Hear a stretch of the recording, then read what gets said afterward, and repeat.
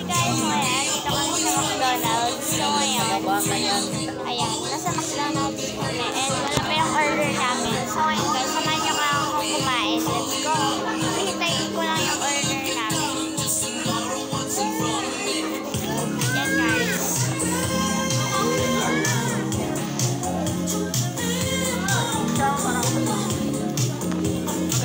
Hi guys! Let's go for kain. Yan guys.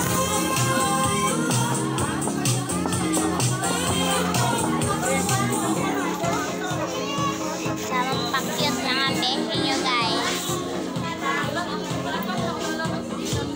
Yan guys, my mother. And my sister. Yan guys. Ngayon guys, magmukbang tayo dito sa McDonald's. Kaso ang tagal ng order. Hintayin na lang natin. Wala tayong stand.